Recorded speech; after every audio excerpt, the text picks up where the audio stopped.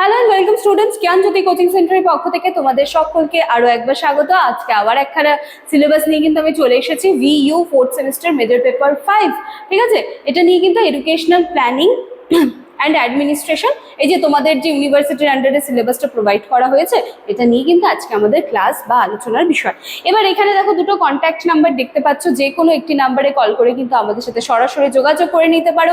এই ক্ষেত্রে কোর্স ফির ক্ষেত্রে কিন্তু তোমাদের কিছু রিল্যাক্সেশন রয়েছে, সেটা জানতে গেলে একটু কল করে নেবে, সময় বার করে কথা বলে নেবে। ঠিক আছে, চলো তাহলে এবার সিলেবাসটা দেখে দিচ্ছি। তো ইউনিট 1, 2, 3, 4 করে 4খানা ইউনিট দেখতে পাচ্ছ।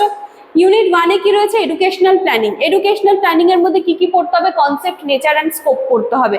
তারপর হচ্ছে types, steps and significance of educational planning, তার তাৎপর্য কি, শিক্ষা পরিকল্পনার barriers of implementation of educational planning.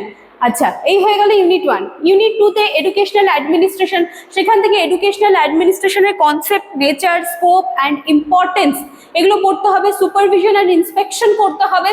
Administrative bodies, এই জায়গাগুলো খুব ইম্পর্টেন্ট রয়েছে। NCTE, UGC তো মারাত্মক important.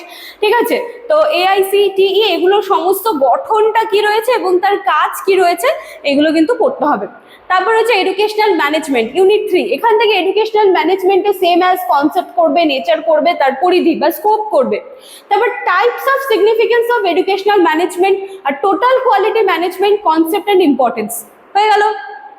Educational organisation, educational organisation এটার মধ্যে কনসেপ্ট, নেচার, স্কোপ করতে হবে। স্কুল প্ল্যানস, এখান থেকে কনসেপ্ট অ্যান্ড ফিচার্স দেখতে হবে। তারপর এই জায়গাগুলো আবার ইম্পর্টেন্ট রয়েছে তোমাদের, library, time table, school, medical services and laboratories. ঠিক আছে, চ্যানেল ফলো করে রাখবে। আজকে যেহেতু আমি সিলেবাসটা আলোচনা করে দিলাম, আমি কিন্তু একদম নেক্সট দিন থেকে প্রত্যেকটা টপিক নিয়ে ধরে ধরে আলোচনা করব। ঠিক আছে, আর আমাদের সাথে যোগাযোগ করতে চাইলে বোর্ডের কর্নারে দুটো কন্ট্যাক্ট নাম্বার দেওয়া আছে, কল করে নেবে। ঠিক আছে, চলো দেখা হচ্ছে নেক্সট দিনের ক্লাসে। Thank you.